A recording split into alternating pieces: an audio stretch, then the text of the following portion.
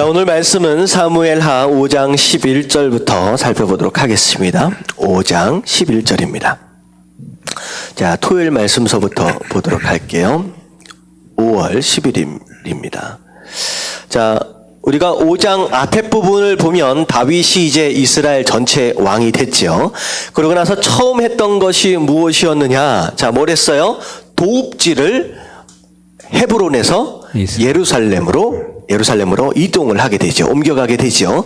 어떻게 보면 제가 찾아봤더니 사사시대가 한 300몇 년이 되더라고요. 사사시대 전체가 300여 년 정도 되고 사울왕이 집권하고 있었을 때가 한 40년 정도 됩니다. 다시 말하면 하나님께서 가나안 땅에 들어가서 모든 성읍을 다 점령하라 라고 명령하신 때로부터 지금까지 거의 몇 년이 흘러가느냐? 거의 60년 정도가 흘러갔습니다. 그때까지 아직도 예루살렘을 정복하지 못했다는 거예요. 쉬운 성이 절대 아니에요. 근데 하나님의 함께 하심으로 인하여 예루살렘을 점령해서 드디어 이스라엘의 도읍지가 예루살렘으로 결정이 된 거예요. 자, 그런 가운데 일어난 이야기가 바로 5장 11절부터 말씀입니다. 자, 11절부터 12절까지 같이 한번 읽어볼게요. 5장 11절부터 12절까지 다 같이 시작.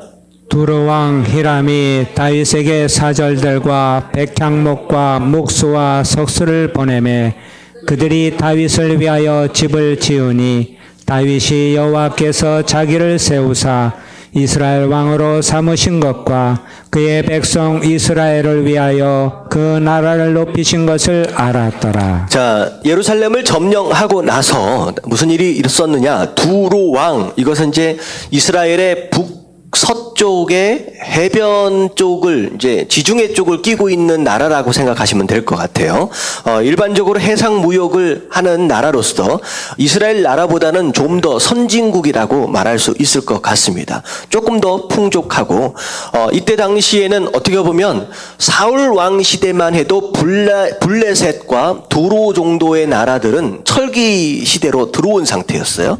근데 사울 시대 초반까지는 어떤 상태였느냐? 이스라엘은 아직 청동기에서 철기로 넘어가고 있는 상태입니다.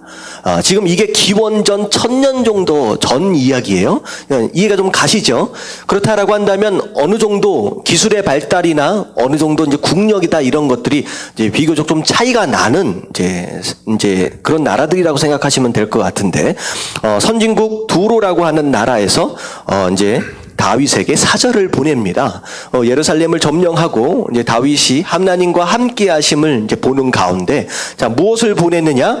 백향목과 목수와 석수를 보냅니다. 이제 뭐가 필요해요? 이제 도읍지로 옮겼으니까 왕이 살아야 할 궁전이 필요하겠죠. 그러니까 이 두로 왕이 선물로 사절과 함께 사신들과 함께 이런 이제 물건들과 사람들을 이제 보내게 되지요. 그래서 그들이 다윗을 위하여 집을 지으니 다윗이 무엇을 깨달았느냐? 야, 하나님이 나를 돕고 계시는구나. 나와 함께하고 계시는구나. 일어나는 일들을 보니까, 이제 돕는 사람들도 많이 이제 붙게 되고요. 하는 일들마다 계속 승리를 하게 되고요. 이런 과정들을 좀 보니까, 야, 하나님이 함께하고 계시는구나. 라고 하는 걸 깨달았다. 라고 하는 것이죠.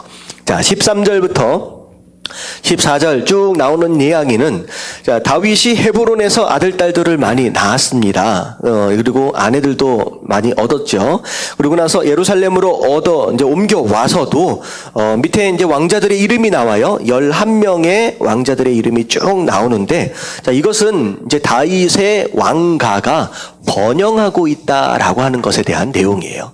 그러니까 왕자들이 많으면 많을수록 왕권은 더 강력해지고 든든해지겠죠.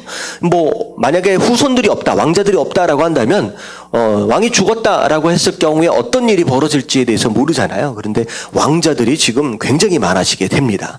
자, 그런 가운데 이 왕자들의 이름을 보면요, 이름들 안에 이 다윗의 신앙 고백이 들어가 있어요. 신앙 고백이 들어가 있어요.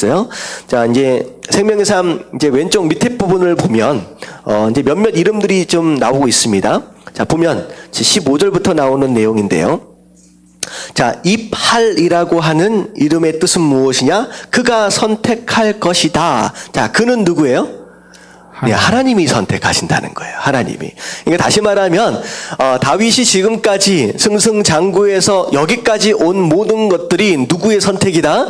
하나님의 선택이다라고 하는 것에 대한 믿음의 고백이죠. 엘리수아라 하는 뜻은 하나님은 구원이시다. 지금까지 본인을 구원하신 그 하나님에 대한 고백이고, 내빅이라고 하는 것은 싹을 내다. 자, 뭐에서 싹이 난 거예요? 보잘것없는 자기 인생 가운데 하나님께서 뭘 틔우셨어요? 싹을 틔우셨다라고 하는 것이죠. 자, 그게 이제 고백입니다. 자, 야비야는 비춤. 자, 뭘 비췄어요? 하나님의 영광의 빛을 다윗의 삶 가운데 비춰주셨다라고 하는 뜻. 자, 엘리사마는 하나님이 들으셨다. 다윗이 기도할 때마다 하나님 어떻게 하셨어요? 응답하셨다는 거예요. 나의 기도를 들으시는 그 하나님. 자, 엘야다는 나의 하나님이 아신다. 모든 자기가 가지고 있는 모든 아픔과 슬픔과 고민과 모든 것들에 대하여 하나님께서는 속속들이 다 알고 계신다. 자, 엘리벨렛은 무슨 뜻이냐? 하나님은 구원이시다. 위에 엘리수아랑 비슷한 뜻이죠. 결국은 다윗이 자녀들을 쭉 나아가면서 하나님께 뭘 하고 있는 거예요? 하나님께 자기의 신앙 고백을 하고 있는 것입니다. 자기가 지금까지 여기까지 온 모든 것들이 하나님의 인도하심이고 구원하심이고 은혜다라고 하는 것을 자녀들의 이름을 통하여 하나님을 찬양하고 있는 것이죠. 어떻게 보면 이것이 다윗의 겸손한 모습이 아니겠느냐라는 생각을 하게 되죠. 그래서 저는 그 생각을 했어요. 다윗은 자녀들을 낳아가면서까지 신앙의 흔적들을 남겨가고 있다는 거예요. 그렇다라고 한다면 나는 자녀를 낳음과 동시에 내가 무엇을 하든 간에 신앙의 흔적들을 남겨가는 그런 삶을 산다라고 하는 것은 굉장히 중요한 것이다라고 말씀을 좀 드릴 수 있을 것 같습니다. 특별히 아브라함 같은 경우는 살아가면서 어떤 흔적을 남겨갔다? 예배의 흔적들을 남겨갔다는 거예요. 아브라함이 지나간 곳은 항상 뭐가 쌓여져 있어요? 제단이 쌓여져 있습니다. 제단을 보면서 뭘 생각하느냐 세상 사람들은 여기에 누가 지나갔다? 아브라함이 지나갔구나 라고 하는 것을 볼 정도로 아브라함은 예배의 흔적들을 남겨갔던 사람이었다라고 하는 거예요. 그래서 우리가 짐승들이 지나가면 발자국을 남겨가잖아요. 사람도 인생을 살아가면서 어떤 흔적들을 남겨가고 있느냐라고 하는 것이 매우 중요하다라고 하는 거 우리가 다시 한번 생각해 가야 할 내용인 것 같습니다. 자, 그리고 나서 자, 무슨 일이 벌어졌느냐? 이제 이스라엘에 다윗이 왕으로 기름 부어서 세워졌다라고 하는 소식을 누가 들었느냐? 블레셋 사람이 듣습니다. 사실 얼마 전까지만 해도 이제 다윗이 블레셋에 신하로 있었거든요. 이제 사울을 피해서 도망 다니다가 블레셋에 신하로 있었거든요. 근데 갑자기 왕한테 허락도 안 받고 갑자기 이스라엘로 가더니만 왕이 돼 버린 거예요. 어떻게 보면 블레셋 왕 입장에서 본다면 괘씸하기도 하고, 야, 나한테 허락 받아야 되는 거 아니냐라는 생각도 들기도 하고, 어떻게 보면 이스라엘이 점점점 안정되어져 가는 그런 모습들을 보면서 무엇을 생각했느냐? 이스라엘을 다시 뭐 하고 싶은 거예요? 점령해서 속국으로 삼고 싶은 거예요. 어차피 다윗은 내 밑에 있었으니까 내 신하의 나라로 내가 만들고 싶다. 그래서 작정을 하고 쳐들어왔습니다. 전쟁이 시작이 된 거예요. 자, 그랬을 때 18절에 보니까 블레셋 사람들이 이미 이르러 르바임 골짜기에 가득한지라 엄청나게 많은 군사들을 끌고 왔습니다. 그때 다윗이 무엇을 했느냐? 다윗이 여호와께 여쭈어 이르되 내가 블레셋 사람에게로 올라가리까. 자, 첫 번째 뭐 했어요? 기도했다라고 하는 거죠. 하나님께 여쭈었다.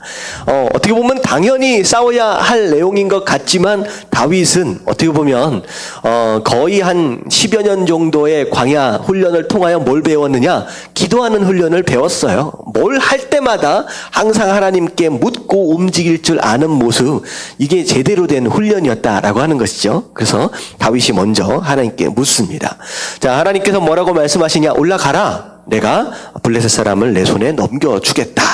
자, 그래서 다윗이 하나님 말씀을 믿고 내려갔습니다. 그랬는데 블레셋 사람들을 쳐서 무찔렀어요. 근데 얼마나 쉽게 물리쳤느냐. 그 지방 이름을, 승리한 지역 이름을 바알브라심. 무슨 뜻이에요? 여호와께서 물을 흩음같이 내 앞에서 내 적을 흩으셨다. 전쟁이 얼마나 쉬웠으면 물 흩트는 게 쉬워요, 어려워요? 쉽죠. 무엇이든 손으로 이렇게 하면 흩어지잖아요. 그러니까 너무나도 쉽게 하나님께서 이 블레셋 사람들을 이기도록 하셨다라고 하는 것이죠. 자, 그랬더니 블레셋 사람들이 자기가 섬기고 있던 우상들을 전부 다 내려놓고 다 도망가 버렸어요. 자, 그리고 나서 그 우상들은 이스라엘 사람들로부터 치움을 받게 되지요. 자, 22절에 보니까 블레셋 사람들이 이게 약 오르는 거죠. 이게 한번 적긴 했는데, 이대로 물러설 수 없다라는 생각 가운데 다시 모였습니다. 그래서 다시 쳐들어오기 시작하는데, 23절에 보니까 다시 다윗이 뭐 했어요? 여호와께 여쭈니. 이제 하나님께 또 묻습니다. 또 물어요. 하나님, 이제는 어떻게 해야 합니까? 라고, 물으니까, 하나님께서 뭐라고 말씀하시냐? 올라가지 말라. 올라가지 말라는 거예요. 그리고 나서 그들 뒤로 돌아서 뽕나무 숲을 맞은편에서 그들을 기습하라. 근데 언제 기습해야 하느냐? 뽕나무 꼭대기에서 무슨 소리가 나면? 걸음 걷는 소리가 나면 그때 기습하라는 거예요. 여러분들, 발자국 소리는 어디에서 나는 거예요? 땅에서 나는 거예요. 근데 웬 나무 위에서 걸음걸이 소리가 나겠습니까? 이게 말이 안 되는 얘기예요. 말이 안 되는 얘기인데 이 하나님께서 그렇게 하라는 거예요. 근데 나중에 잘 보면 하나님 뭐라고 말씀하시느냐? 그때 여호와가 너보다 앞서 나아가서 블레셋 군대를 칠 것이다. 다시 말하면 이 뽕나무 꼭대기 위에서 들려지는 이 발자국 소리는 누구 소리예요? 하나님의 발자국 소리예요. 하나님의 군대 소리라는 거예요. 저는 되게 흥분되더라고요. 하나님께서 뭐라고 말씀하시냐? 두 번째 공격해 올 때는 블레 사람들이 무슨 마음을 가지고 와요? 이를 악물고 악에 바쳐서 오는 거예요. 그렇다라고 한다면 이런 마음으로 오는 적들과 싸운다라고 할 때는 사실은 물을 흩트는 것처럼 그렇게 쉽게 이길 수는 없는 상황입니다. 어찌되었든 다윗 쪽에 피해가 있을 수밖에 없어요. 근데 하나님께서는 그 피해를 최소화하기 위해서 하나님께서 뭐 하시겠다? 내가 먼저 쓸어버리겠다. 그 얘기와 동시에 내가 먼저 나아가서 싸울 텐데 그 발자국 소리가 들으면 그때 공격해라. 다시 말하면 전쟁을 이미 내가 이겨놓고 그 다음에 너는 뭐만 하라는 거예요? 그냥 와서 청소만 해라. 지금 이 얘기가 된 거예요. 그랬더니 다윗이 하나님의 이 음성을 듣고 그대로 순종합니다. 결국은 이겼어요, 졌어요? 이겼죠. 이 블레셋이 더 이상 이제 다윗 앞에서 소위 말하면 까불지 못하는 상황이 벌어진 거예요. 근데 여기서 우리가 주목해야 할 내용이 뭐냐면 다윗이 하나님께 물어봤을 때 다윗이 기대했던 응답은 어떤 응답이었을까요? 올라가도 되겠습니까? 라고 여쭙잖아요. 두 번째도 똑같이 물었어요. 다윗은 뭘 기대했을 것 같아요? 올라가라. 내가 또 손에 붙여주겠다. 이 응답을 기대했을 거라는 거예요. 근데 자기가 기대했던 응답과는 전혀 다른 이해할 수 없는 응답을 하나님께서 주셨다라고 하는 것이죠. 근데 그 응답에 다윗은 뭐 했느냐? 순종했다는 거예요. 자, 우리가 기도할 때 기대되어지는 응답이 있어요, 없어요? 있어요, 없어요? 있지요. 있지요. 기도할 때 하나님 이렇게 됐으면 좋겠습니까? 라고 하는 기대가 없이 어떻게 기도를 하겠습니까? 근데 그 기대를 갖고 기도를 하는데 때로는 하나님께서 그 기대에 맞춰서 응답하시지 않고 내 기대와 전혀 상관이 없는 전혀 거리가 먼 응답을 하실 때가 있다는 거예요. 근데 중요한 건 뭐냐면 그때 성도는 어떻게 해야 되느냐는 거예요. 순종해야 된다는 거예요. 근데요, 이게요, 진짜 쉽지를 않아요. 내가 원했던 응답이 아니라 다른 응답을 허락하셨을 때 내가 거기에 순종한다라고 하는 것은 굉장히 쉽지 않습니다. 제가 청년들과 함께 우리가 수련회나 이런 것들을 인도하면서 진짜 제일 무서운 기도가 어떤 기도인지 아느냐? 라고 했을 때 뭐 여러 가지 이야기를 해요. 근데 저는 뭐라고 얘기하느냐. 진짜 무서운 기도가 뭘 것 같아요. 청년들에게. 뭐에 대한 기도? 비전에 대한 기도예요. 여러분들 비전에 대한 기도만큼 무서운 기도가 없어요. 왜? 비전에 대하여 기도할 때 내가 원하는 그게 있어. 하나님 나는 의사가 되고 싶어요. 하나님 나는 뭐가 되고 싶어요? 하나님 나는 뭐가 되고 싶어요. 근데 하나님께서 정말로 응답하신다라고 했을 때 내가 원하는 그것이 아니다라고 했을 때 내가 어떻게 반응하느냐라고 하는 건 굉장히 심각한 문제입니다. 나는 이게 되고 싶어요. 나는 이런 사람이 되고 싶은데 하나님이 이게 아니라 이거다 라고 말씀하셨을 때 과연 거기에 네가 어떻게 반응할 수 있느냐라고 하는 것이죠. 그러면 거기에 순종할 수 있는 자가 사실은 진짜 성도라는 거예요. 여러분들 그렇게 응답하실 수 있겠습니까? 여러분 그렇게 순종하실 수 있겠습니까? 야, 이건 진짜 쉽지가 않아요. 이건 진짜 쉽지가 않아요. 갑자기 제가 멀쩡하게 여기서 사역을 하고 있는데, 여기서 목회를 하고 있는데, 갑자기 기도했더니, 하나님 제가 어떻게 해야 합니까? 라고 했는데, 갑자기 하나님이 응답으로, 야, 넌 아프리카로 가봐라. 라고 하시면, 이거 다 내려놓고 제가 갈 수 있을까요? 없을까요? 이거는요, 보통 문제가 아니라는 거예요. 여러분, 기도한다라고 했을 때 응답을 들어야 하겠다라고 하는 그 마음가짐과 함께 우리가 심각하게 고려해야 할 내용은 뭐냐면 바로 응답에 내가 어떻게 반응할 것이냐라고 하는 거죠. 우리가 일반적으로 무속적인 신앙 안에서의 응답과 기독교 신앙 안에서의 응답은요, 완전히 다른 내용이에요. 우리가 무속적으로 생각을 하면 기도 응답이라고 하는 건 뭐예요? 내가 원하는 게 들어지는 거, 이루어지는 게 응답이에요. 이거 사실 무속적인 신앙입니다. 자연스럽게 이루어졌으면 좋겠죠. 하지만요, 기도 응답, 기독교 안에서의 거의 대부분의 기도의 응답은 반드시 우리의 뭘 요구해요? 순종을 요구합니다. 예를 들어 한번 생각해 보세요. 예수님이 무리를 걸어오셔. 베드로가 예수님을 보고 뭐라 그러냐? 예수님이 맞다라고 한다면 나로 하여금 뭐 하도록 하라고? 예수님처럼 똑같이 무리를 걸어오도록 한번 해주세요 라고 얘기를 하는 거예요. 참 베드로는 상상력이 뛰어난 사람인 것 같습니다. 그 상황에서 자기도 무리를 걷고 싶다는 거예요. 근데 자, 거기에 예수님이 응답하셨어요. 자, 뭐라고 응답하셨느냐? 걸어봐라. 자, 그랬을 때 베드로는 그 응답에 뭐 해야 되느냐? 순종해야 되는 거예요. 근데 그 순종은 쉽지 않아요. 먼저 뭘 버려야 돼요? 뭘 버려야 돼요? 내가 지금 서 있는 배를 버려야 돼. 무리를 걸으려면 지금 그 얘기를 하는 거예요. 하나님 응답하셨을 때 내가 지금 서 있는 이 배를 버릴 수 있겠느냐라고 하는 것이죠. 그랬을 때 과감하게 배를 버린 자는 그 응답을 뭐예요? 경험을 합니다. 그 응답을 누려요. 근데 끝까지 배를 버리지 않고 배 위에 머물러 있는 사람은 아무리 응답하셨어도 그 응답을 누리느냐? 못 누린다라고 하는 것이죠. 그러니까 응답에 대한 개념은요, 사실 쉬운 게 아니에요. 무작정 기도해서 그냥 받아낸다라고 하는 그런 개념이 아니라 기도를 시작하는 순간서부터 어떤 응답이든 내가 뭘 하겠다? 순종하겠다라고 하는 마음 자세가 사실은 되어 있어야 된다는 거예요. 뭐 그렇다고 해서 그 부담 때문에 기도하지 말라 뭐 그런 내용은 아니에요. 기도는 해야 합니다. 하지만 우리가 진짜 응답을 누리려면 뭐까지를 해야 되느냐? 응답에 순종할 수 있는 그런 마음까지가 준비되어지면 진짜 응답을 누린다라고 하는 거. 여러분들 그런 성도들 되어지시길 주님의 이름으로 축원합니다. 사실 우리가 기도에 대해서 이야기할 내용들은 사실 많은데 그런 기본적인 내용들이 어떻게 보면 우리 기도 생활 가운데 우리 마음 가운데 좀 있어야 할 부분인 것 같습니다. 자, 6장으로 넘어올게요. 자, 6장. 자, 6장이 엄청 중요한 이제 장이에요. 자, 1절과 2절 말씀 같이 한번 읽어봅니다. 다 같이 시작.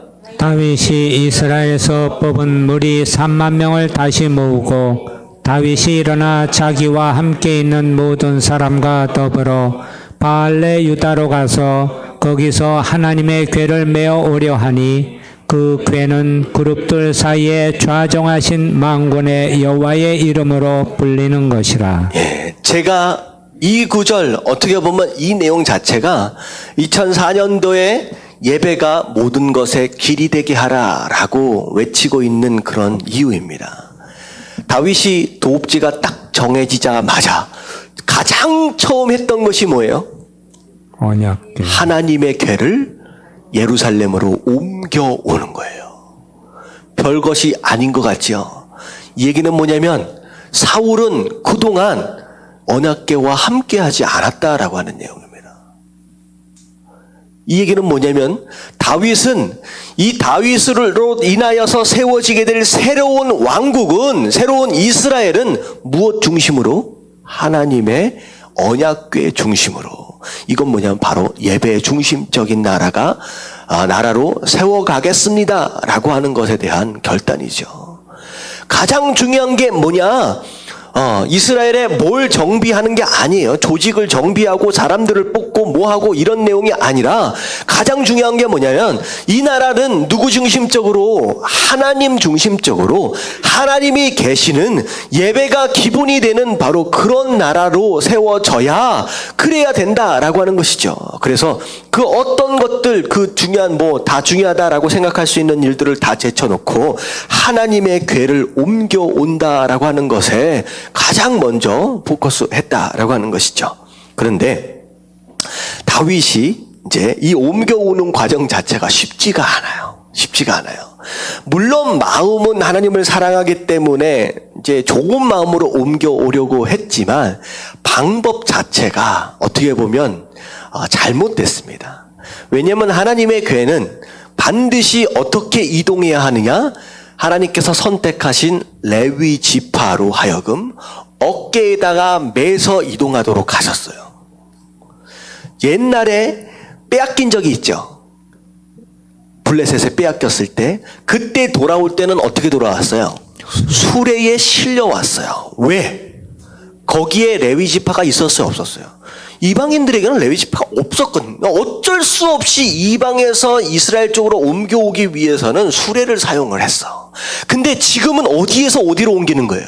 이스라엘 민족 안에서 이동을 하는 것이기 때문에 거기에는 이 레위 지파가 있다는 거죠. 근데 다윗이 그걸 생각을 못한 거야. 그래서 어떻게 옮겼느냐? 새 수레. 나름대로는 준비를 했어요.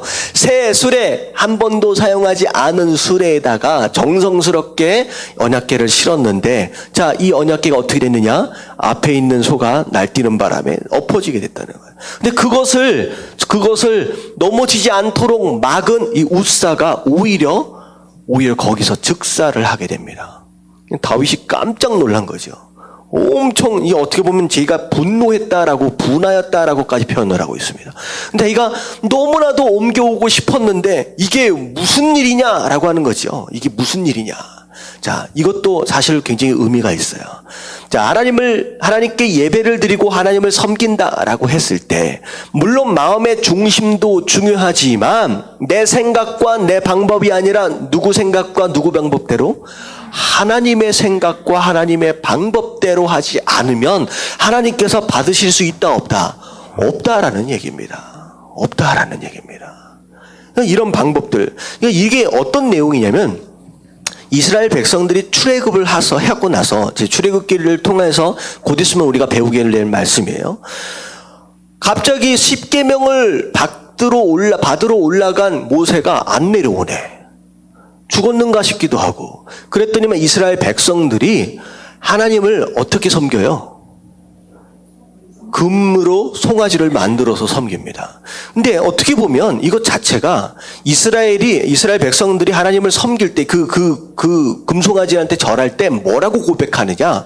다른 신이 아니에요. 이게 누구다? 우리를 이 애굽에서 인도하여 낸 여호와 하나님이다 라고 섬긴 거예요. 다시 말하면 다른 신을 섬긴 게 아니라 하나님을 섬겼는데 그 위에 뭐가 있은 거예요?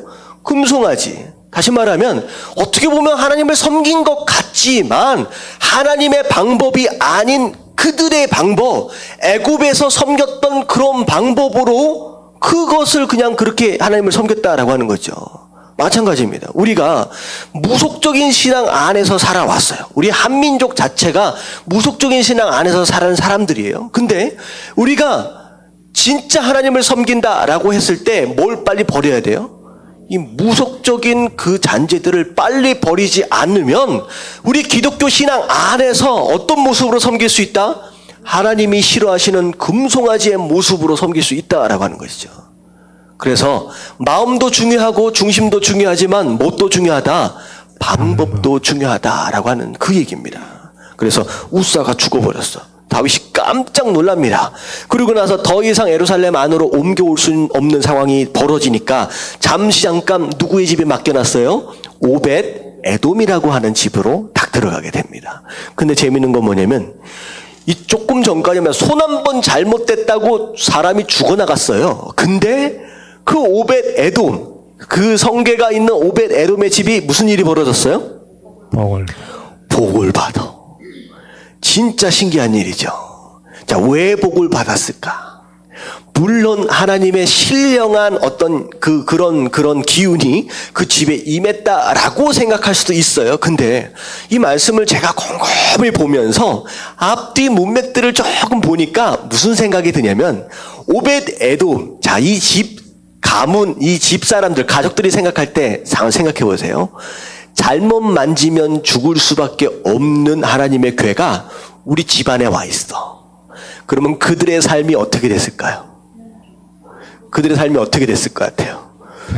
죄 짓고 아무 얘기나 하고 아무 말이나 하고 아무 행동들이나 다 할 수 있을까요? 없을까요? 못하는 거야.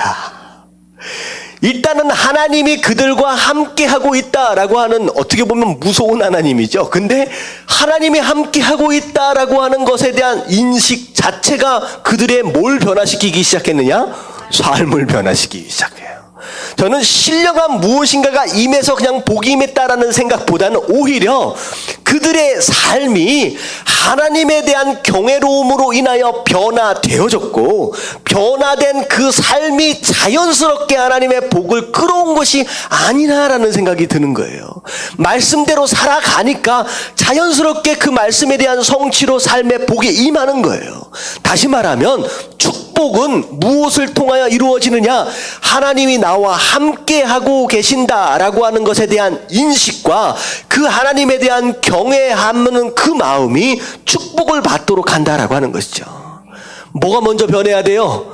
우리의 삶이 변하면요, 복은 자연스럽게 임할 수밖에 없다라고 하는 것입니다. 대박 났어요. 맨 처음에 하나님의 개가 우리 집에 들어온다라고 했을 때 이 오벳에돔이 무슨 생각을 했을까요? Oh no. 웬 큰일 나지. 우리 집에 들어오면 누가 죽어나갈지 모르는데. 근데 처음에는 곤란했었고 처음에는 부담스러웠지만 그게 정작 집에 들어와서 그들의 삶이 변화되니까 대박이 나는 거예요. 할렐루야. 아멘. 여러분 진짜 인생 가운데 대박을 경험하길 원하신다라고 한다면 조금 부담이 되고 조금 거북스럽다라고 할지라도 여러분들 집 안으로 하나님을 완전히 모시어드리시길 주님의 이름으로 축원합니다. 아멘. 그리고 그 하나님을 경외해 보십시오. 두려워해 보십시오. 그러면요 복을 안 받고는 견딜 수가 없는 거예요. 할렐루야. 아멘. 그게 성도가 복을 받고 살아가는 원리라는 거예요. 어디 가서 비나이다 해서 받아내는 그런 내용이 아니다라고 하는 거 여러분들 깨달아지시길 주님의 이름으로 축원합니다. 아멘. 자, 그 소식을 누가 들었어요? 다윗이 들었어요. 이 복을 받았다라고 하는 이야기를 들으니까 하나님께서 노여움을 거두셨나? 어떻게 보면 약간의 뭐라 그럴까요? 안심이 들었던 거죠. 다시 한번 시도해보자. 그동안 다윗은 뭐 했어요? 무엇이 문제였는가라고 하는 것을 파헤쳤습니다. 내가 뭘 잘못했느냐라고 하는 거. 그래서 깨달은 게 뭐예요? 수레로 옮기는 게 아니라 메고 가야 되는구나 라고 해서 그 다음 보세요. 자, 오벳에돔에서 옮겨올 때는 어떻게 했어요? 13절 다 같이 한번 읽어볼게요. 시작. 여호와의 궤를 맨 사람들이 6걸음을 가매. 여기까지요. 자, 누가 맸어요? 사람들이 메고 이제 옮겨가기 시작합니다. 드디어 하나님의 방법을 깨닫게 된 거죠. 그리고 나서 옮겨오는데 얼마나 긴장하고 얼마나 뭐라 그럴까요? 얼마나 이제 뭐라고 표현해야 되냐. 중요하게 생각했든지 6걸음을 갈 때마다 어떻게 했어요? 소 한 마리씩 잡았어요. 소 한 마리. 6걸음에 한 마리를 잡으면요.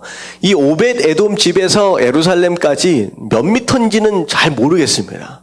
한 1000미터만 생각을 해도요. 1000미터만 생각을 해도 이게 몇 마리일까요? 이게 거의 몇백 마리, 몇천 마리입니다. 몇천 마리예요. 저는요. 이렇게 하나님의 괴가 옮겨오는 것, 그것에 대한 가치를 얼마만큼 중요하게 생각하느냐. 다시 말하면 괴 하나가 옮겨오는데 수천 마리의 소도 뭐하지 않다는 거예요. 아깝지를 않다는 거예요. 다시 말하면 예배 중심적으로 세워져 가는 하나님의 나라, 그 예배의 중요성은, 그 가치는 소 몇천 마리 몇 마리와도 비교할 수 없다는 거예요. 바꿀 수 없다라고 하는 거예요. 그게 바로 제가 얘기하고 있는 거예요. 예배를 소중하게 생각하고 요 예배를 목숨같이 지켜라. 어떻게 보면 우리 이조 선생님이 미리 허리가 너무 아파서 지금 어제까지만 해도 다리가 마비가 돼가지고 제대로 일어설 수도 없었대요. 만약에 제가 미리 들었으면 제 마음 가운데 약한 마음이 좀 들어와서 그럼 오늘은 좀 쉬십시오 라고 얘기할 수도 있었을 것 같아요. 근데 나한테 얘기도 안 하고 그냥 왔어. 쩔뚝쩔뚝 거리면서 왔어. 근데 사실은 그게 되게 중요한 거야. 그렇다라고 할지라도 어디에서 죽겠다? 제단에서 죽겠다는 거야. 사실 그 마음이 사실 얼마나 중요한 마음이냐라고 하는 거예요. 지금 다윗은 그 생각을 가지고 있는 거예요. 몇만 마리, 몇십만 마리 상관없다. 그것만 세워진다라고 한다면 그것에 대한 가치, 예배에 대한 가치. 자, 이걸 누가 배웠을까요? 나중에 솔로몬이 배우는 거예요. 솔로몬이 배우는 거예요. 솔로몬이 자기의 아주 창조적인 마음으로 1000번제를 드린 게 아니라는 거예요. 자기 아버지가 언약궤 하나를 옮겨가기 위해서 수천 마리를 하나님 앞에 드렸던 그 모습을 자기가 실제로 목격하지는 못했다라고 할지라도 들어 아는 거예요. 어떻게 이 나라가 세워졌고 이 나라가 어떻게 강하게 되었는지 부강하게 되었는지를 들은 거예요. 그러니까 주신 것에 대하여 그냥 1000마리를 갖다가 1000마리를 갖다 드리는 거예요. 여러분들, 자녀들은 여러분들을 보고 있습니다. 여러분들 어떻게 신앙생활을 하고 있느냐라고 하는 것을 보고 듣는 가운데 뭐 하고 있느냐? 배우고 있다라고 하는 거예요. 내가 얼마만큼 예배를 소중하게 생각하고 있느냐라고 하는 거 간접적으로 다 보고 있습니다. 여러분, 자녀들에게 무엇인가를 물려주고 싶다, 좋은 것을 물려주고 싶다라고 여러분들 생각하신다라고 한다면 다윗과 같은 이런 모습을 물려주시길 주님의 이름으로 축원합니다. 아멘. 이게 얼마나 중요한 거냐. 솔로몬이 그것 때문에 또 복을 받잖아요. 그리고 나서 비록 죄짓고 어려움 당하고 있지만 끝까지 하나님 또 포기하지 않으시는 모습들을 우리가 보게 되죠. 자, 그리고 다윗이 14절 말씀 같이 한번 읽어봅니다. 시작. 다윗이 여호와 앞에서 힘을 다하여 춤을 추는데 그때 다윗이 배 에봇을 입었더라. 자, 뭘 입었어요? 에봇을 입었습니다. 누가 입어야 할 옷이에요? 제사장이 입는 옷입니다.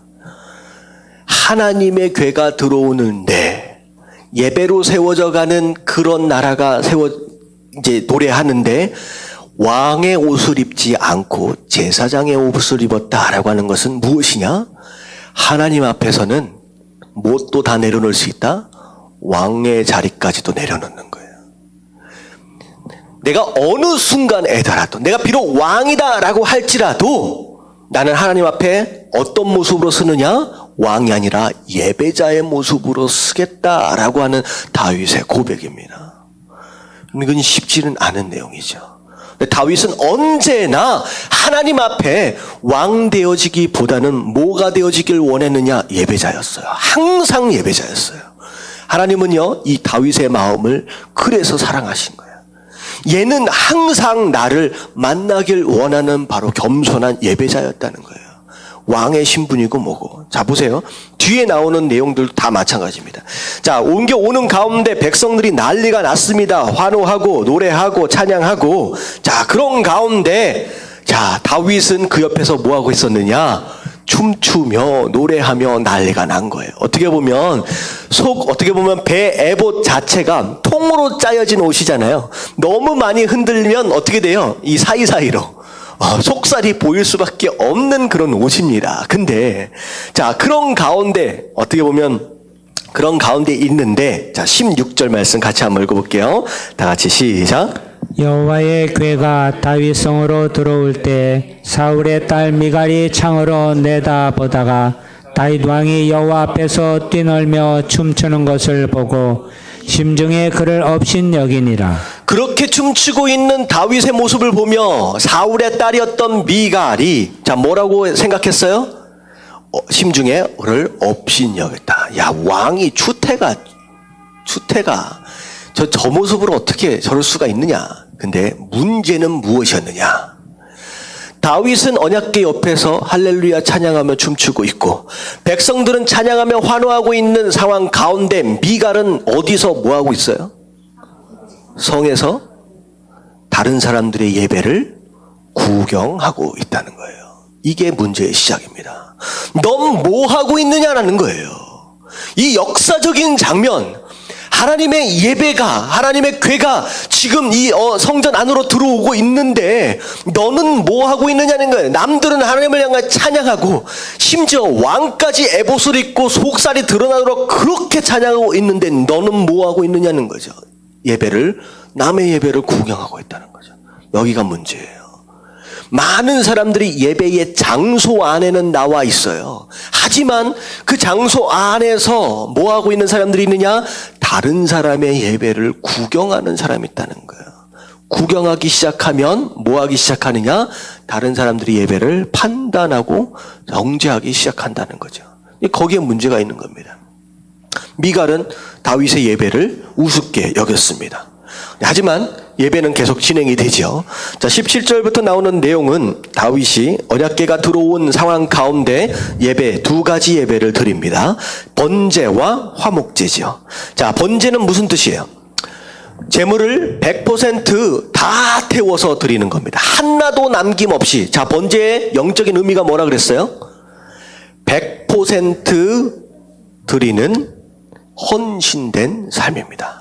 100% 하나님께 드려지는 헌신된 삶이에요. 이 얘기는 뭐냐면 다윗이 이제 어떻게 하겠다는 거예요? 자기의 인생 모두를 송두리째 하나님 앞에 드려서 왕으로 내가 헌신하겠습니다 라고 하는 믿음의 고백입니다. 그래서 번제가 드려집니다. 자, 그리고 나서 두 번째 제사가 화목제입니다. 화목제는 무슨 제사냐? 관계 회복을 위한 제사죠. 자, 이 제사를 통하여서 이제는 뭐 하겠다는 거예요? 누구와의 관계? 첫 번째, 하나님과의 관계를 이제 회복하고 싶다는 거예요. 이제 하나님과의 친밀한 관계 안에서 그렇게 이 나라를 정치하며 다스리고 싶다라고 하는 거. 그리고 지금까지는 사울 때문에 이것저것 쫓겨다니면서 베냐민 지파, 여러 지파 사실 쉽지 않았잖아요. 근데 이제는 이 나라가 어떻게 됐으면 좋겠다. 그 어느 구석에서도 나누어지지 않고 하나로 화해하는 그런 하나로 연합되어지는 그런 나라가 됐으면 좋겠습니다. 하나님께 간구하는 바로 그런 기도입니다. 그런 고백이죠. 자, 그래서 두 제사를 함께 하나님께 영광을 돌립니다. 자, 그리고 나서 다윗이 백성들을 축복합니다. 그러고 나서 이 백성들에게 사실 어떻게 보면 엄청나게 많은 소들이 잡혀 죽었잖아요. 그것으로 인하여서 엄청나게 많은 고기가 생겼을 것 같습니다. 그랬더니만 이 나라 전체 사람들이 먹고도 남을 만하게 한 덩이씩, 큰 덩이 한 덩이씩 떡과 함께 다 나누어 주죠. 그래서 결국은 언약궤가 들어오는 이 모든 것들이 이스라엘에 있어서 가장 큰 어떻게 보면 잔치 같은 분위기가 된 거예요. 자, 그랬는데 축제가 끝나고 예배가 끝나고 집에 왔더니 다윗은 그 아내들과 자녀들을 축복하기 위해 들어왔는데 누가 제일 큰 그 부인이에요? 어떻게 보면 미갈이잖아요. 미갈이 가장 먼저 정혼한 사이이기 때문에 비록 이제 후에 들어오긴 했지만, 근데 이 미갈이 딱 나오면서 다윗에게 뭐라고 하느냐? 오늘 어떻게 영화로우신지 방탕한 자가 염치 없이 자기 몸을 드러내는 것처럼 오늘 그의 신복의 계집종의 눈앞에서 몸을 드러내셨도다 하니. 그러니까 웬 망신입니까? 라고 다윗의 예배를 평가해 버립니다. 평가절하해 버리는 거죠. 자, 그랬을 때 다윗의 대답은 굉장히 단호합니다. 나는 사람 앞에서 한 것이 아니라 누구 앞에서 한 것이다? 하나님 앞에서 한 것이다. 하나님 앞에서 한 것이다. 예배는 하나님 앞에 드려지는 거예요. 누구 눈치 볼 필요가 없다라고 하는 거예요. 그래서 나는 하나님 앞에서 뛰는 것이다. 나를 여호와의 백성 이스라엘 주권자로 삼으셨으니 내가 여호와 앞에서 뛰놀리라. 이건 당연한 것이다. 나한테 뭘 맡기셨는데, 내가 받은 축복이 어떤 축복인데 내가 이렇게 뛰놀지 않으면 더 이상한 것이지 당연한 것이다 라고 얘기를 하는 거예요. 그리고 나서 심지어 뭐라고까지 얘기하면 나는 이보다 더 낮아져서 스스로 천하게 보일지라도, 여기까지만 보면요, 다시 말하면 네가 볼 때 내가 천하게 보였느냐? 나는 예배드림에 있어서 하나님 앞에서는 어떻게 될 수도 있다? 더 천하게 될 수도 있다라는 거예요. 상관없다라는 거예요. 근데 내가 아무리 천하게 내려간다라고 할지라도 너보다는 아니다는 거예요. 오히려 하나님 앞에 천하게 보이는 모습은 속살이 드러나는 그런 춤추는 모습이 아니라 누군가의 예배를 구경하고 오히려 예배를 참여하지 못하는 가운데 판단하고 정죄하는 네가 하나님 앞에서 더 뭐하다는 거예요? 더 천한 것이다 라고 얘기를 하는 거예요. 근데 여기서 다윗이 뭐라고 얘기하냐면 계집종이라고 얘기를 합니다. 그 미갈에게. 이 계집종은 영어로 보면요, slave girls야. slave girl. 이게 뭐냐면 노예란 뜻이에요. 노예란 뜻이에요. 근데 이 말씀을 딱 보면서 제가 뭔 생각이 들었느냐? 이 여자, 이 미갈은 뭐의 노예가 되어 있느냐라고 하는 것이죠. 이 미갈은 뭐의 노예가 되어 있어요? 자존심의 노예가 되어 있어요. 예배를 드리는 자가 가장 먼저 내려놔야 할 것이 무엇이냐? 자존심입니다. 이걸 내려놔야 겸손함이 이루어져요. 하나님께서 받으시는 예배는 교만한 예배가 아니에요. 겸손한 예배인데, 겸손은 반드시 뭘 내려놔야 되느냐? 자존심을 내려놔야 돼요. 요놈의 자존심. 결국은 예배를 드릴 때 진짜 하나님 앞에 다윗과 같이 이렇게 드리지 못하는 이유는 뭐냐면 내가 아직 뭐의 노예가 되어 있어요? 자존심의 노예가 되어 있다라고 한다면 이 하나님 앞에 겸손하게 나아갈 수 없다라고 하는 것이죠. 근데요, 이게 사울의 가문과 다윗의 가문의 차이입니다. 이 미갈이 누굴 꼭 닮았느냐? 사울을 닮았어. 사울은 왕이 되면서부터 가장 중요하게 생각했던 것이 무엇이었느냐? 자존심이었어요. 잘 한번 돌아보세요. 실수를 했어요. 그런데 이 사무엘 선지자한테 뭐라 그랬어요? 그래도 내가 왕인데 백성들 보는 앞에서만큼이라도 나를 어떻게 해달라? 축복해달라라고 얘기하는 거예요. 이 얘기는 뭐냐면 하나님이 나를 지금 미워하신다, 싫어하신다, 버리려고 하신다라고 하는 것보다 뭐가 더 중요해요? 사람들이 나를 어떻게 생각하고 있느냐라고 하는 것이 훨씬 더 중요하다는 거예요. 이 얘기는 바로 자존심이에요. 사람들 앞에서 내가 어떻게 보여지냐라고 하는 것이 더 중요한 거예요. 미갈도 마찬가지예요. 지금 아버지랑 똑같은 얘기를 하고 있는 거예요. 하나님 앞에 다윗이 어떤 예배자로 세워졌느냐, 이건 별로 관심이 없고 사람들이 왕으로서 다윗을 지금 어떻게 보겠느냐라고 하는 것에만 집중하는 거예요. 그랬더니 하나님께서 이 사울의 가문을 버리십니다. 다시 말하면 자존심을 중요하게 생각하고 하나님이 아니라 사람들 눈치를 먼저 보는 자들 하나님이 버리시는 거예요. 근데 다윗은 전혀 달라요.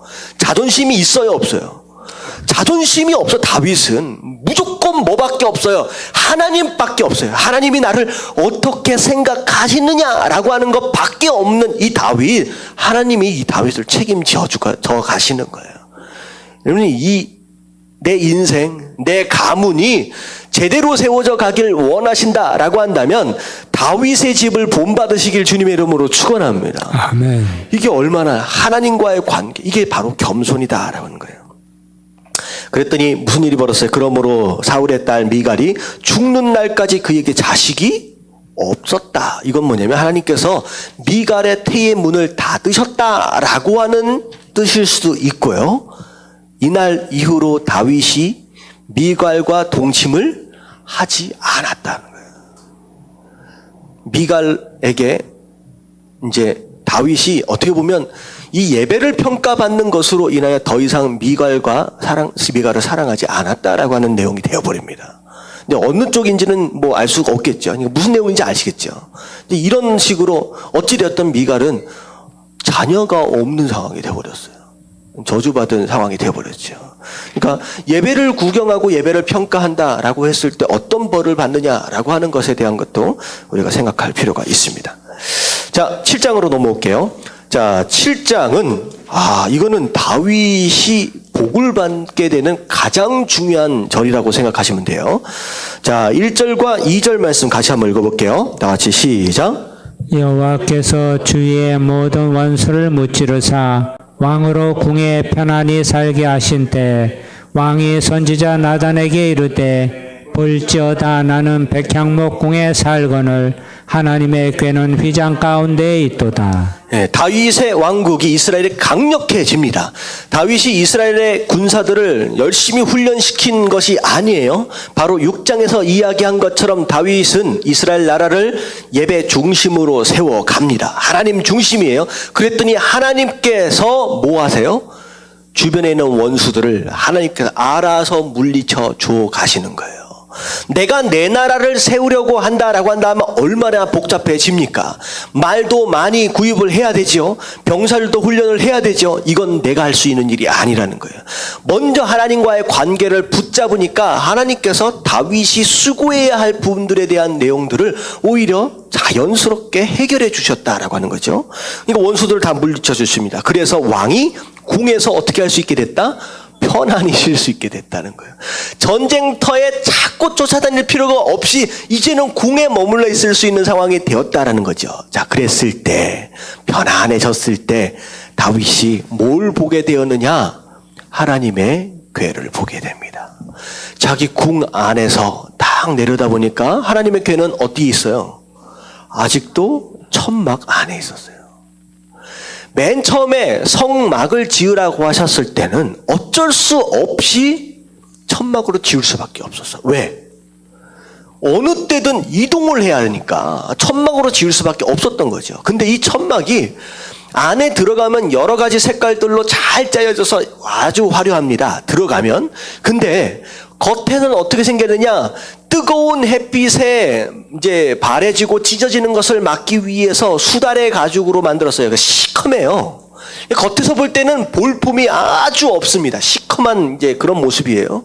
근데 이 시커먼 성막을 딱 보는 순간 뭐랑 비교가 되느냐? 백향목으로 지은 내 궁과 비교가 되는 거예요. 참 무슨 마음이 들었어요? 하나님, 나보다 하나님은 높다라고 얘기할 수 없을 정도의 분이잖아요. 나는 이렇게 화려한 집에 있는데, 이렇게 잘 살고 있는데, 이렇게 금은 동 막 다 화려하게 치장하고 사는데, 하나님의 집은 지금 어디 있다? 성막 안에 있어. 이게 말이 되느냐? 자, 이 말 아주 간단한 얘기지만 이 마음 가운데 무슨 생각이 들었느냐? 다윗이 하나님의 집을 지어주면 좋겠다. 지어드리고 싶다라는 그 마음이 싹 들어온 거예요. 그랬더니 옆에 있는 나단 선지자가 딱 들었습니다. 하나님이 당신과 함께 하시니 당신이 원하신 대로 하십시오. 근데 나단 선지자는 워낙에 하나님이 다윗과 함께 하시니까 일단은 그렇게 이야기를 해놨어요. 근데 집에 딱 돌아오니까 하나님의 생각은 나단 선지자의 생각과 같았어요? 달랐어요? 달랐어요. 이제 선지자도 여기서 보면 실수할 수 있어요, 없어요? 실수할 수 있습니다. 심지어 선지자들인데 하나님의 음성을 직접 듣는 선지자도 이렇게 잘못 판단할 수 있어요. 근데 이제 하나님께서 음성을 딱 들려주시는데 이제 다윗에게 내가 어떤 축복을 해줄 것이다 라고 하는 내용이 5절 중반절서부터 쭉 나오게 됩니다. 이게 무슨 내용이냐? 자, 자, 이제 하나하나 읽어갈게요. 자, 이 5절 중반절서부터 시작되는 이 축복에 대한 내용은요, 이 축복에 대한 내용은 이제 보통 내용이 아닙니다. 자, 보세요. 자, 5절 중반에 보면 내가 나를 위하여 내가 살 집을 건축하겠느냐. 자, 하나님께서 다윗의 마음을 아신 거예요. 네가 정녕 나를 위하여 집을 지어주고 싶니? 라고 얘기를 하는 거예요. 내가 이스라엘 자손을 애굽에서 인도하여 내던 날부터 오늘까지 집에서 살지 않고 장막과 성막 안에 다녔나니 한 번도 집에서 살아보신 적이 없다라고 하는 거예요. 근데 이스라엘 자손과 더불어 다니는 모든 곳에서 내가 내 백성 이스라엘을 먹이라고 명령한 이스라엘 어느 지파들 가운데 하나에게 내가 말하기를 너희가 어찌하여 나를 위하여 백향목 집을 건축하지 아니하였느냐라고 말하였느냐. 이 얘기는 뭐냐면 한 번도 그동안 영적인 리더십은 누가 가지고 있었어요? 어느 지파예요? 레위 지파가 가지고 있었잖아요. 그 어떤 지파에게도 나를 위하여 집을 지어달라고 요구한 적이 있다는 거예요? 없다는 거예요? 없다. 한 번도 없다는 거예요. 근데 이 얘기는 무엇이냐? 다윗 너는 도대체 무슨 생각으로 내게 집을 지어주고 싶다라고 하는 그 마음까지를 생각하게 되었느냐라고 하는 것이죠.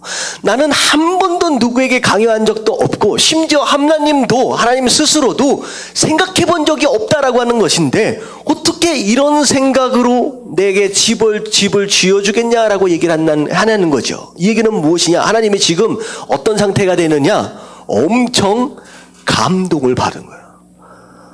감동을 받은 거예요. 자, 이게 이런 경우가 있어요. 우리 그 어르신들을 이렇게 보면 생일이나 무슨 날이 되면 받고 싶은 게 있어요, 없어요?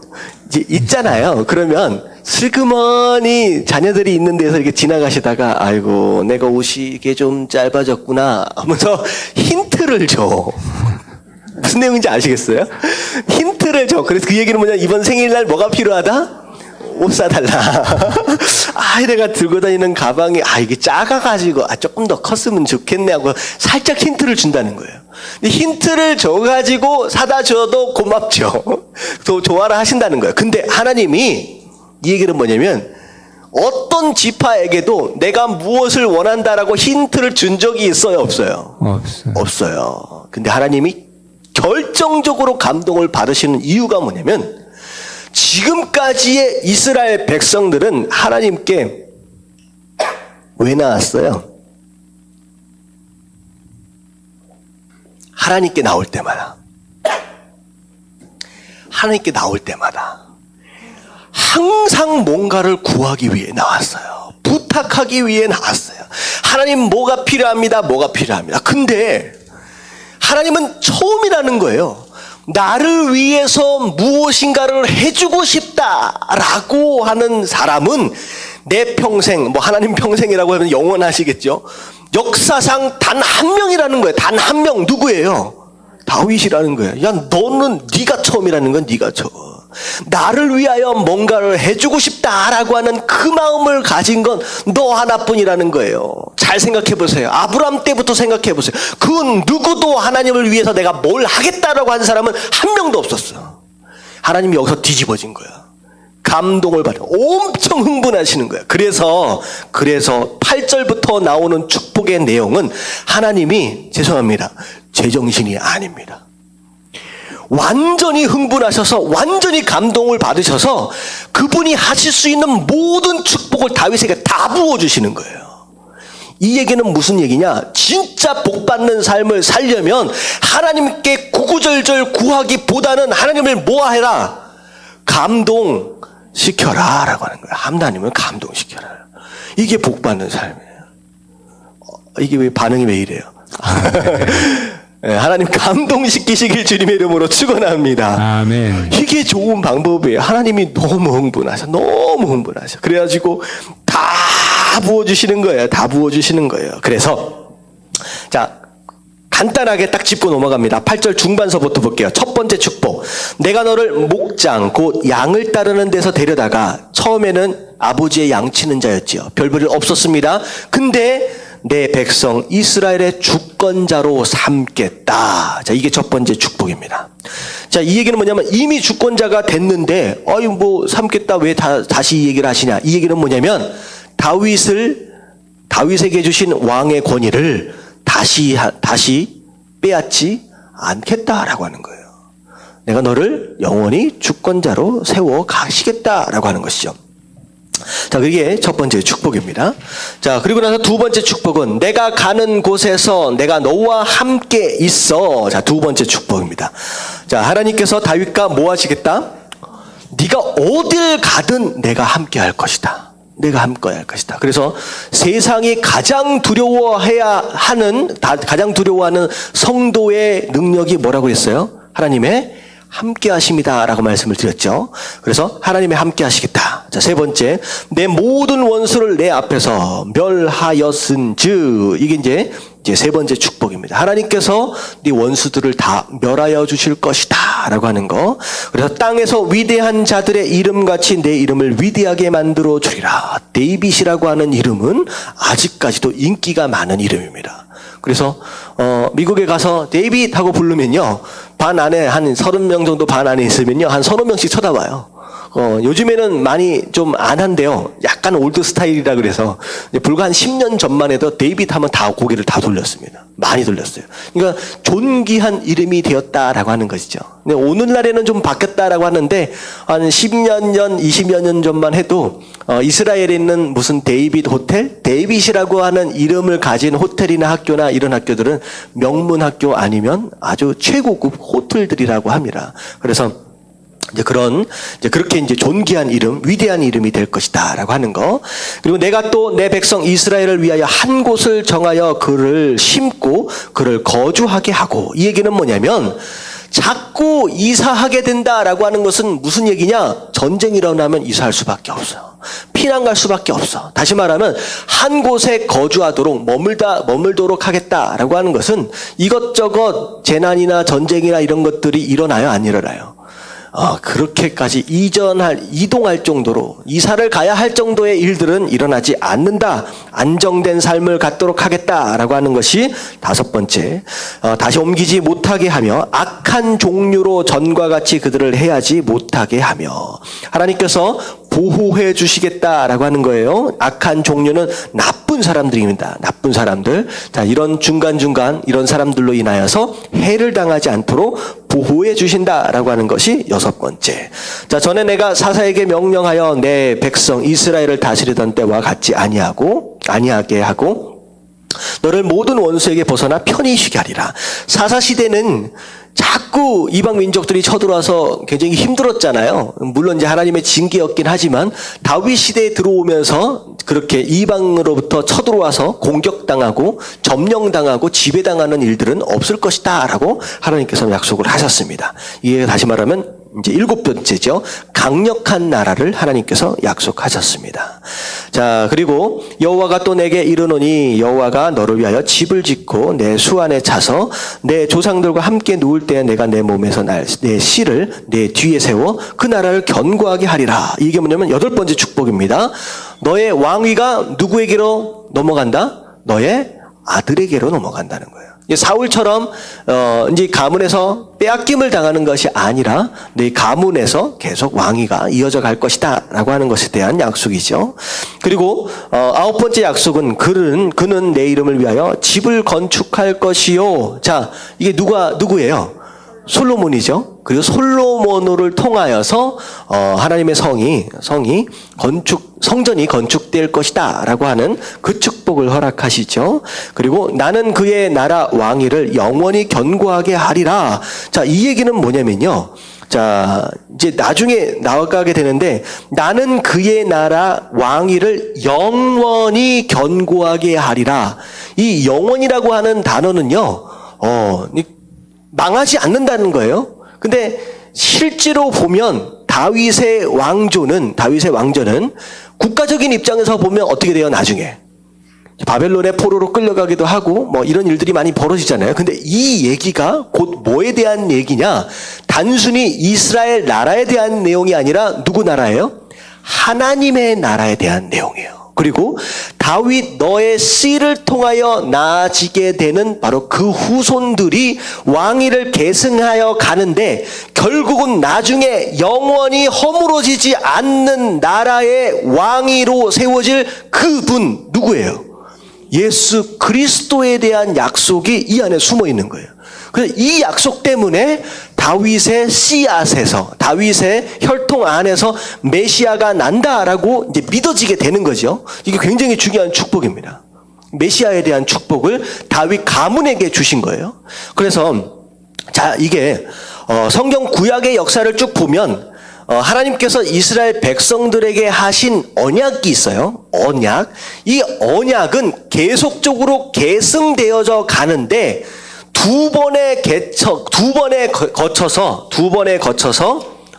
거쳐서 갱신되어져 갑니다. 첫 번째 언약 잘 들으세요. 첫 번째 언약은 누구에게 하신 언약이에요? 처음 언약. 아브라함에게 하신 언약이죠. 아브라함에게 하신 언약. 그 아브라함에게 하신 언약은 이삭과 야곱과 12지파로 이어지면서 계속 계승되어져 가다가 다시 한 번 갱신되어진 적이 있어요. 그때가 어느 때냐? 출애굽에서 이스라엘 백성들이 독립해서 나올 때에 하나님께서 처음 하셨던 언약을 어떻게 갱신하셨느냐? 너는 내 백성이 될 것이고 나는 너의 하나님이 될 것이다 라고 하는 그 언약으로 바뀐 건 아니에요. 바뀐 건 아니라 갱신하셨어요. 그리고 나서 그 언약이 지금 어디에서 다시 갱신을 하셨느냐? 바로 오늘 이 말씀이에요. 다윗과 더불어서 실제로 메시아로 인하여 구원 역사를 이루어 가시는데 그것이 누구로부터? 너의 가문으로부터 이루어질 것이다 라고 그 언약을 두 번째 갱신해 가시는 거죠. 그래서 하나님께서 말씀하신 처음 약속은 변하지를 않지만 시대를 따라서 이제 두 번의 갱신의 작업을 통하여 결국은 나중에 어떻게 돼요? 예수 그리스도의 탄생으로 인하여 이 모든 언약이 성취가 되어지게 되는 겁니다. 자, 이게 이해가 다 가세요? 제가 구약 전체에 대한 이야기를 하는 거예요. 자, 그래서 하나님께서 오늘 그 약속을 하시는 거예요. 근데 마지막 축복이 뭐냐면 그 아들, 나는 그에게 아버지가 되고 그는 내게 아들이 되리니 그가 만일 죄를 범하면 내가 사람의 매와 인생의 채찍으로 징계하려니와. 솔로몬이 왕이 되지요. 나중에 죄를 짓지요. 그래도 하나님께서 뭐 하시겠다는 거예요? 내가 사울을 버렸던 것과 같이 버리지는 않을 것이다. 내가 끝까지 포기하지 않고 내가 다독거려서라도 내가 때려서라도 내가 길러갈 것이다 라고 하는 변치 않는 사랑의 관계를 마지막으로 약속하신 거죠. 자, 그리고 메시아에 대한 약속을 다시 한번 짚고 넘어가면 내 집과 내 나라가 내 앞에서 영원히 보존되고 내 왕위가 영원히 견고하리라 하셨다라. 자, 그래서 하나님께서 이런 약속을 해주십니다. 이게 한 사람이 받을 약속이 아니에요. 한 사람이 받을 수 있을 만한 그런 축복이 아닙니다. 근데 하나님이 흥분하셨어요. 완전 부어주시기 시작하는 거예요. 그랬더니 다윗이 그 하나님의 응답에 어떻게 반응하느냐? 다윗이 여호와 앞에 들어가 앉아서 이르되, 이 얘기는 뭐냐면 18절입니다. 18절로 넘어왔어요. 언약궤가 있는 장소로 뛰어간 거예요. 나단 선지자가 이런 축복을 당신에게 하셨습니다 라고 얘기를 하니까 이거 너무 흥분한 나머지 하나님의 언약궤가 있는 그 장소까지 뛰어가서 거기에 주저앉습니다. 주여, 주 여호와여, 나는 누구이오며 내 집은 무엇이기에 나를 여기까지 이르게 하셨나이까. 이 얘기는 뭐냐면 이런 축복들 어떻게 보면 받을 만한 자격이 있다는 거예요? 없다는 거예요? 없다는 거예요. 어떻게 보면 여기까지 이르게 하셨나이까. 이 얘기는 뭐냐면 지금까지 받은 축복도 사실은 나는 받을 만한 자격이 있는 사람이 아닙니다. 이게 바로 은혜를 아는 다윗의 모습이에요. 다시 말하면 더 축복해 주시면 좋겠지. 하지만 지금까지 해주신 축복도 우리가 자격이 있어서 받은 게 아니다라고 하는 것입니다. 그 얘기를 하는 거예요. 주 여호와여 주께서 이것을 오히려 적게 여기시고 또 종의 집에 있는 먼 장래일까지 말씀하셨나이다. 이 얘기는 뭐냐면 지금까지 부어주신 이 축복도 너무 버거운데 너무 감사한데 이것까지를 하나님께서 어떻게 여기셨다? 적다라고 여기셨다는 거예요. 이것도 적어서 그 많은 것들을 나한테 부어주시려고 합니까? 장래일까지 이 모든 것들을 주시려고 합니까? 자, 다윗의 한마디에 하나님은 감동을 받으시고 감동 가운데 부어주신 그 축복 때문에 다윗은 또 뭐예요? 감동을 받고 저는 신앙생활을 이렇게 해야 된다라고 믿습니다. 한 사람만 알면 해서 이렇게 해야 된다라고 믿습니다. 그렇잖아요. 하나님 뭐가 필요한데 라고 매달려가지고 질질 짜내고 하나님 앞에 축복을 받아야 되기 때문에 하나님 앞으로부터 짜내는 그런 축복이 아니라 서로가 서로에게 감동을 해가지고 막 부어주고 막 감사하고 이런 모습이 돼야 이게 진짜 신나는 신앙생활이 아니겠느냐라고 하는 거죠. 여러분들 이렇게 신앙생활 하시기를 주님의 이름으로 축원합니다. 아멘. 야, 저는 너무 부러워요. 그래서 서로 막 감동받고 막 참 누가 보면 닭살 돋는 것 같은 그런 모습들 막 이렇게 그렇게 얘기를 합니다. 그리고 주 여호와여 주의 종을 아시오니 다윗이 다시 주님께 무슨 말씀을 하리오리까? 이 얘기는 뭐냐면 하나님이 다윗의 마음을 알고 계시죠. 하나님 내 마음 아시죠? 어떻게 보면 하나님과 다윗은 마음이 뭐한 사람이에요? 통한 사람이에요. 서로가 서로의 마음을 그냥 아는 거예요. 다 이해하는 거예요. 그냥 다 알고 있어. 그러니까 주님의 말씀으로 말미암아 주의 뜻대로 이 모든 큰 일을 행하사 주의 종에게 알게 하셨나이다. 네. 그런즉 주 여호와여 주는 위대하시니 이는 우리 귀로 들은 대로 주와 같은 이가 없고 주 외에 신이 없으리이다. 하나님을 찬양합니다. 아니 이런 하나님이 어디 있습니까? 어딜 봐도 이런 하나님은 없지 않겠습니까? 라고 찬양하는 거예요. 그리고 나서 땅에 어떤 한 나라가 주의 백성 이스라엘과 같으리까? 하나님이 가서 구속하사 자기 백성으로 삼아 주의 명성을 내시며 그들을 위하여 큰 일을 주의 땅을 위하여 두려운 일을 애굽과 많은 나라들과 그의 신들에게 해서 구속하신 백성 앞에 행하셨사오며 결국은 자기에게 축복하셨지만 다윗은 그 안에서 뭘 보냐면 이건 나 개인적인 축복, 내 가문에 대한 축복이 아니라 누구에 대한 축복이에요? 이스라엘 백성 전체에 대한 축복이구나 라고 하는 것으로 자기 개인적인 축복을 나라, 하나님의 백성에 대한 축복으로 승화를 시키는 거예요. 이 나라를 사랑하셨기 때문에 이런 일들을 약속하신 것이 아니겠습니까? 쭉 다 비슷한 내용들이에요. 그리고 나서 자 25절 중간에 보면 영원히 세우시며 말씀하신 것을 영원히 세우시며 말씀하신 대로 행하사 다시 말하면 하나님께서 약속하신 것들이 크긴 하지만 하나님 다 이루어 주실 줄로 믿습니다 라고 다윗이 뭘 찍어버려요? 도장을 딱 찍는 거예요. 하나님이 약속하신 것 다 지키실 거죠? 도장을 딱 찍고 나서 심지어 뭐라고까지 얘기하느냐?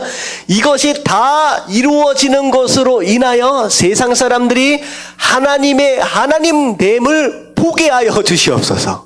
자, 하나님 약속을 안 지킬 수 있어요, 없어요? 야, 대단한 기도입니다. 대단한 기도. 다시 말하면 반대로 얘기하면 물론 그런 의미는 없겠지만 이거 안 지키면 하나님이 아니라는 거랑 똑같은 얘기예요. 대단한 기도입니다. 하나님의 하나님 되심을 약속의 성취를 통하여 보여주시옵소서라고 얘기를 해요. 그리고 나서 다윗의 기도가 어떻게 끝나는지 보세요. 29절 말씀 같이 한번 보세요. 다 같이 시작. 이제 청하온대 주의 집에 복을 주사 주 앞에 영원히 있게 하옵소서.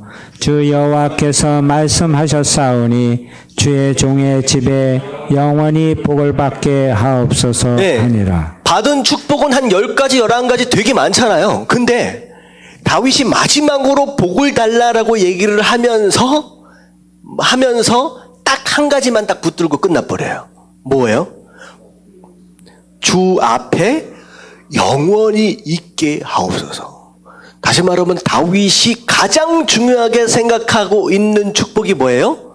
하나님 앞에 영원히 있는 것. 사실 이 자리가 어떤 자리예요? 지금 다윗이 어느 자리에 있어요? 하나님의 언약궤 앞에 무릎을 꿇고 있는 상태예요. 다시 말하면 하나님 나에게 복을 주시는데 그 가운데 가장 중요한 건 뭐냐면 바로 이 자리를 내가 영원히 지킬 수 있도록 해주세요 라고 하는 건데, 이 자리가 과연 어떤 자리야? 예배의 자리라는 거예요. 가장 큰 축복은 어떤 자리를 지키는 것이다? 예배의 자리를 지키는 것이 가장 큰 축복입니다 라는 거예요. 왜냐하면 그 예배가 하나님과의 관계이기 때문에. 그것만 얻으면요 다른 것은 그냥 다 딸려오는 거예요. 그러니까 다윗이 뭐가 중요한지를 아는 거예요. 예배의 자리를 지킨다라고 하는 것, 영원히 누구에게도 빼앗기지 않게 하여 주시옵소서. 다윗의 시편을 한번 보십시오. 다윗은 예배자예요. 언제나 내가 예루살렘 성전으로 올라가는 어떤 그런 것에 내가 기뻐한다, 내가 기대한다 라고 하는 그런 흔적들이 시편 안에 얼마나 많이 남아있는지. 여러분, 이게 가장 축복인 줄로 믿습니다. 아멘. 예배라는 거예요. 자, 8장은 아주 간단합니다. 8장은 자, 그 후에 다윗이 블레셋 사람을 쳐서 항복시킵니다. 자, 2절에 보면 모압을 쳐서 항복을 시킵니다. 자, 소바를 쳐서 3절에 항복을 시키고요. 5절에 아람을 쳐서 항복을 시켜서 조공을 받습니다. 자, 근데 6절 마지막 부분에 보면 다윗이 어디로 가든지 누가 이기게 하셨다? 여호와 하나님께서 이기게 하셨다. 계속 이겨서 주변에 있는 모든 이방 민족들을 전부 다 점령하여 속국으로 만들어 버립니다. 조공을 바치는 국가로 만들어요. 누가 도와주셔서? 하나님이 하셨다는 거예요.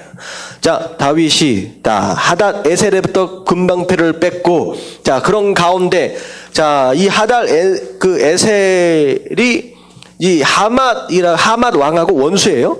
대신 원수를 쳐주니까 이 하맛 왕이 아들을 요람을 보냅니다. 너무 고마운 거죠. 자기가 끙끙 앓고 있던 이 원수를 다윗이 대신 쳐주니까. 그래가지고 또 선물을 또 보냅니다. 금과 은과 놋그릇을 보내요. 근데 11절에 보니까 보내온 모든 선물들을 다 어떻게 했다? 하나님께 다 드려봅니다. 근데 그것도 여호와께 드렸다라고 하는 것은 그 얘기는 뭐냐면 그 전에 정복해서 얻었던 모든 전리품들에 대한 것을 다 어디로 돌렸다는 거예요? 전부 다 하나님 앞에. 다윗은 여기서부터 준비를 시작합니다. 하나님께서 누굴 통하여 성전을 짓도록 하셨어요? 솔로몬, 자기 아들, 누군지는 아직 모르죠. 하지만 이 아들이 성전을 지어 가려면 뭐가 필요해요? 물질이 필요하잖아요. 다윗이 지금부터 준비하기 시작하는 거예요. 전쟁을 통하여 모든 얻어진 것들을 성전으로 전부 다 돌려서 성전 건축을 위해 지금부터 준비를 하고 있는 것이죠. 자, 에돔 사람들도 쳤어요. 자, 13절 쳤어요. 그리고 심지어는 에돔의 수비대를 둬서 거기서도 조공을 받습니다. 자, 그래서 이제 이스라엘의 주변에 있는 모든 나라를 전부 다 평정을 했어요. 그리고 나서 자, 15절은 나라의 기강을 세워가는데 나라의 기강의 가장 기초를 무엇과 무엇으로 세웠느냐? 다윗이 온 이스라엘을 다스려 다윗이 모든 백성에게 정의와 공의, 나라의 기초를 정의와 공의로 세웠다라고 하는 거. 그리고 16절부터 18절까지의 내용은 그동안에는 없었던 본격적으로 전문적으로 이 나라를 운영해 갈 행정제도 조직을 이제는 세우게 됩니다. 리더십들이 이제 제대로 세워져 가게 되죠. 자, 그렇게 해서 이 다윗 이스라엘 나라가 이제 견고하게 세워져 가게 됩니다. 자, 시간이 됐는데 금요일 것까지는 조금 보면 좋을 것 같아요. 여기까지만 하면 다음에 할 때 조금 애매할 것 같아서 9장 1절부터 13절까지의 말씀은 어떤 내용이냐? 사울의 가문에 있는 사람들이 거의 다 죽었습니다. 근데 딱 한 명이 남았어요. 누구의 아들? 요나단의 아들 무비보셋이 남았습니다. 다윗이 그 무비보셋을 찾아와요. 그리고 나서 시바라고 하는 종에게 종에게 맡깁니다. 그리고 어떻게 하느냐? 원래 사울 할아버지죠. 이 무비보셋의 할아버지가 가지고 있던 모든 땅을 전부 다 이 무비보셋에게 다 줘요. 이 왕의 땅이었잖아요. 그냥 보통 작은 땅이 아닙니다. 보통 큰 땅이 아닙니다. 근데 사실 할아버지로부터 받는다라고 한다면 그 땅의 일부분밖에 못 받는 거예요. 원래는 손자잖아요. 근데 그 땅을 다 줘요. 그리고 심지어 무슨 은혜를 주느냐? 땅에서 난 것으로 먹는 게 아니라 너는 누구와 함께 먹는다? 나와 함께 밥을 같이 먹는다. 먹을 걱정 하나도 하지 말아라. 라고 그 무비봇을 이제 품습니다. 근데 그게 뭐 때문에 품게 되느냐? 누구와의 약속이냐? 요나단과의 약속이에요. 저는 이 말씀 어떻게 보면 이건 사실 이 무비보셋에게 베푸른 이 다윗의 은혜는 하나님께서 예수 그리스도를 통하여 우리에게 베풀어 주신 바로 그 은혜를 얘기해요. 이 무비보셋은 두 다리가 저는 자였어요. 장애인이었습니다. 다시 말해 그 당시에 장애인은 먹고 살 길이 없어요. 하지만 우리 인생, 우리 스스로 구원받을 수 없고 우리 스스로 죄의 문제를 해결할 수 없었던 인생을 향하여서 하나님과의 약속 때문에 모든 것을 회복하시고 모든 것을 다 돌려주시고 구원하신 그런 모습, 그게 바로 하나님의 은혜거든요. 이게 바로 이제 하나님의 은혜에 대한 어떤 그런 상징적인 그런 모습이 이 안에 있는 거예요. 근데 여기서 하나만 더 잡으면요, 다윗은 요나단과의 약속을 지켰다라고 하는 거죠. 성도가 마지막으로 조금 지켜줬으면 기대하는 그것이 있다라고 한다면 우리가 계속 살펴봤던 게 뭐냐면 첫 번째는 믿음이고 두 번째는 진리고 세 번째가 정의라고 말씀을 드렸습니다. 마지막이 아니겠죠. 좀 더 나올 텐데 또 한 가지를 더 붙이자라고 한다면 이건 신실함입니다. 신실함. 하나님은요, 약속하시는 하나님이고 약속을 지키시는 분이에요. 그리고 우리가 성경을 얘기할 때 두 개로 나눠지죠. 구약과 신약으로. 이 얘기는 하나님은 처음 시작부터 무엇서부터 시작하시느냐? 약속으로부터 시작하세요. 그리고 그 약속을 이루어 가시는 것으로 인하여 하나님의 하나님 되심을 보여주고 계신다는 거예요. 근데 그 하나님은 우리로 하여금 누굴 닮게 원하시느냐? 본인 자신을 닮게 원하시는 거예요. 하나님 자신을. 그 얘기는 뭐냐면 우리 또한 약속을 했다라고 한다면 그 약속을 뭐 해야 된다? 지켜야 된다라고 하는 거예요. 여러분, 약속을 지키시길 주님의 이름으로 축원합니다. 근데 세 가지 약속이 있어요. 간단하게 얘기하면 첫 번째 누구와의 약속이냐? 하나님과의 약속을 지키십시오. 여러분도 힘들고 어려웠을 때 약속하신 거 있죠? 하나님, 이것만 해결하면 내가 어떻게 하겠습니다. 약속하신 게 있어요. 지키십시오. 지켜야 돼요. 하나님은 여러분들을 향해서 약속을 지켜가고 계시잖아요. 약속을 지키는 거예요. 하나님과의 약속. 두 번째, 사람과의 약속. 여러분들 가족 안에서든 누구든 여러분들이 하신 약속이 있다라고 한다면 지키셔야 합니다. 자, 세 번째, 누구와 자주 약속을 해요? 나하고 자주 약속을 하죠. 자, 말씀을 들었습니다. 자, 하나님과 약속하시기도 하지만 말씀을 듣고 결단했다. 누구와 약속한 거예요? 나와 약속한 거예요. 그렇다라고 한다면 나와의 약속까지도 지킬 줄 아는 그런 신실함, 하나님은 그 신실함까지도 우리가 담길 원하신다라고 하는 것이죠. 여러분, 약속을 지키시길 주님의 이름으로 축원합니다.